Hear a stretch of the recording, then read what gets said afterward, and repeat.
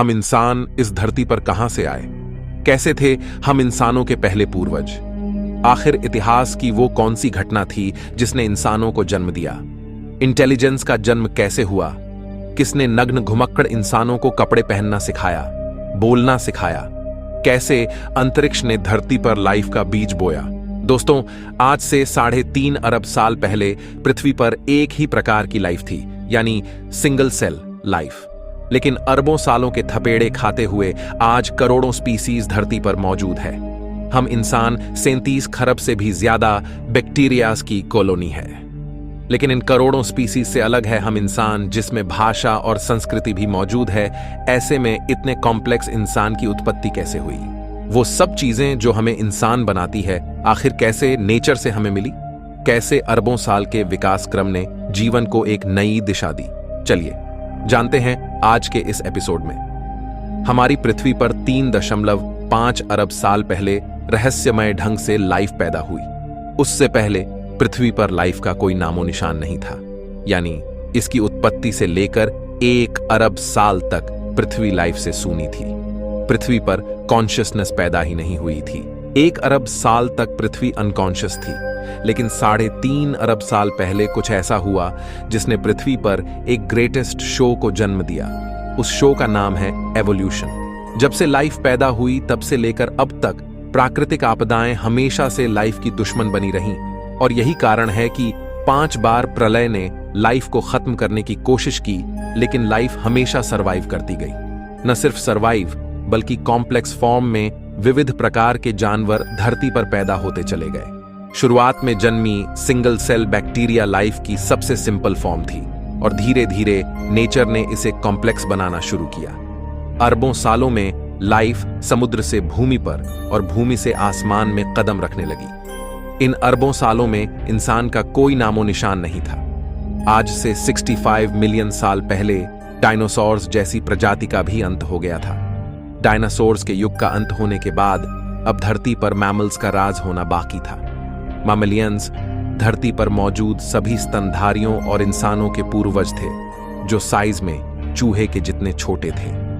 लेकिन natural selection और evolution के चलते मैमल्स की भी कई अलग अलग प्रजातियां पैदा होने लगी। डायनासोर के मरने के बाद अब धरती मैमल्स के लिए खुला मैदान थी।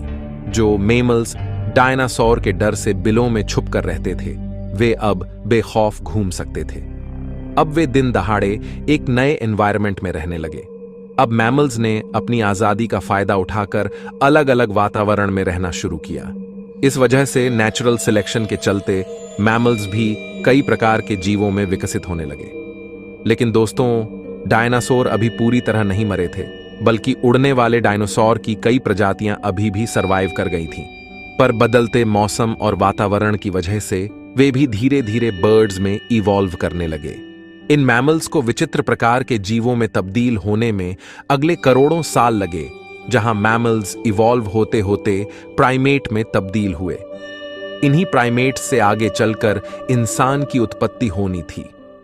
आमतौर पर हम प्राकृतिक घटनाओं से डरते हैं, लेकिन आज से 70 लाख साल पहले एक ऐसी प्राकृतिक घटना हुई जिसके लिए हम प्रकृति के शुक्रगुजार हैं, क्योंकि आइस एज की उस घटना ने इन प्राइमेट को मजबूर किया अपने पैरों पर खड़े होने के लिए। यह पहला कदम था इंसान की उत्पत्ति की ओर। इसी के साथ उस समय अफ्रीका में पैदा हुए ऊंचे ऊंचे पहाड़ों की वजह से अफ्रीका के उमस भरे जंगल धीरे धीरे सूखे और ठंडे पड़ने लगे। ऐसे में पेड़ों पर कूदने फांदने वाले प्राइमेट्स के लिए एक बड़ी परेशानी हो गई। अब बड़े पेड़ों की तादाद कम होने लगी और उनकी जगह घास ने ले ली। अब नेचर के इस खेल ने इन प्राइमेट को मजबूर किया कि वे 2 पैरों पर चले, ताकि वे दूर तक देख पाएं और खाने की तलाश कर पाएं। दोस्तों, इस वजह से जो प्रजाति बंदरों से अलग हुई वो थी होमिनिड्स। यहां से नेचर ने इंसानियत का बीज बोना शुरू कर दिया था, लेकिन इसकी फसल उगने में अगले 70 लाख साल बाकी थे। होमिनिड्स के अलग होने पर सबसे पहले इवॉल्व होने वाली स्पीसीज का नाम था सहेलांथ्रोपस। इन्हें देखकर बंदरों जैसी ही फीलिंग आती थी, लेकिन बदलते एनवायरनमेंट ने इस फीलिंग को भी बदल दिया। अगले कई मिलियन सालों में सहेलांथ्रोपस पेड़ की शाखाओं की तरह अलग अलग ब्रांचेस में इवॉल्व हुए, जैसे आर्डिपिथेक्स, ऑस्ट्रेलोपिथेक्स, पेरांथ्रोप्स और अंत में फाइनली होमो, जो लगभग 24 लाख साल पहले उत्पन्न हुए थे। पर इन मिलियन सालों के विकास क्रम में जीवन के इस पेड़ की बाकी सभी शाखाएं टूट गई यानी एक्सटिंक्ट हो गई, और बची एक शाखा यानी होमो, यानी जिससे हम निकलने वाले थे। समय के साथ इनका दिमाग भी बड़ा हो रहा था। 30 लाख साल पहले ऑस्ट्रेलोपिथेकस ही इंसानों की वो पहली स्पीसीज थी जिसने पत्थरों को काटकर हथियार की तरह इस्तेमाल करना सीखा। इसी वजह से ये शिकार में काफी होशियार थे।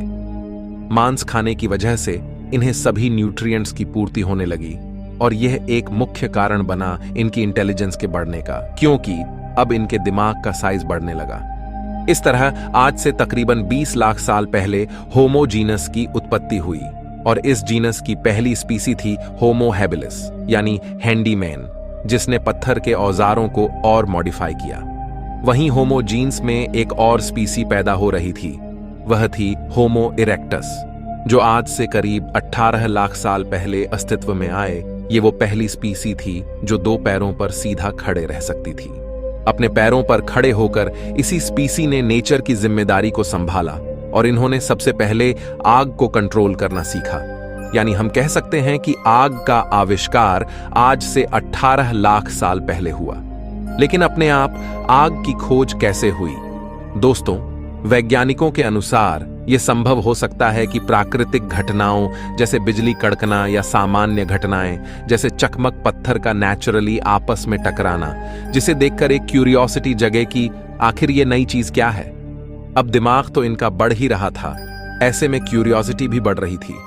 होमो इरेक्टस और अन्य प्रजातियों को जानवरों का शिकार करना या उससे बचने के लिए एक नई चीज मिल गई थी, वो थी आग। जानवर जो आग से डरते हैं, और इसके प्रयोग से होमो इरेक्टस को एक एडवांटेज मिला कि वो आग का प्रयोग कर खाना भी पका सकता है और जानवरों को भगा सकता है। पके हुए मांस को खाने से उनका शरीर उसे सही से पचा सकता था। इस वजह से इनका दिमाग और अधिक विकसित होने लगा। अब यही ट्रेंड बाकी होमो स्पीसीज ने भी कॉपी कर लिया और उसे यूज लेने लगे, जिससे बाकी इंसानों की स्पीसी का भी दिमाग विकसित होने लगा। इस तरह इवोल्यूशन के चमत्कार से 3 लाख साल पहले 2 सबसे बुद्धिमान स्पीसीज पैदा होती है, यानी होमो निएंडरथलेंसिस और होमो सेपियंस। आज से 1 लाख साल पहले इस समय इंसानों की स्पीसीज ने एक बड़ा फैसला लिया। ये अब तक साउथ अफ्रीका में मौजूद थे। ये वहां से माइग्रेट कर धरती के अलग अलग इलाकों पर जाकर बसने लगे।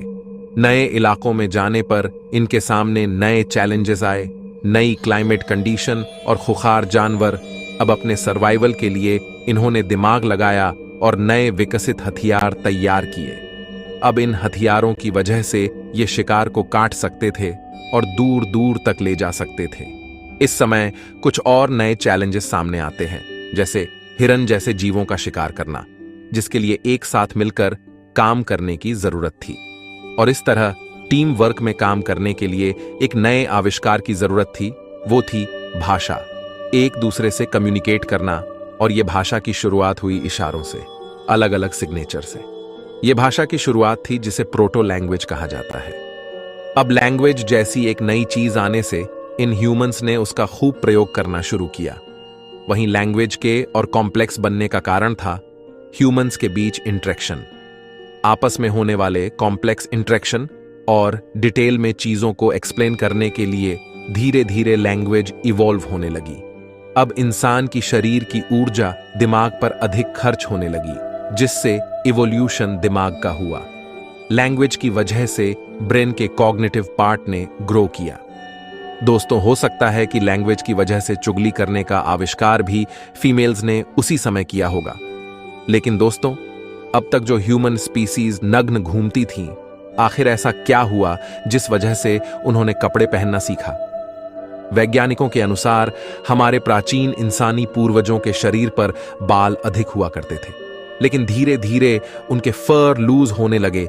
अब क्लाइमेट चेंज होने की वजह से और माइग्रेशन के कारण ठंडे इलाकों में रहने की वजह से इंसानों ने अपने स्टोन टूल्स का प्रयोग करके, वैज्ञानिकों के अनुसार आज से 1,70,000 साल पहले इंसानों ने कपड़ों का आविष्कार किया।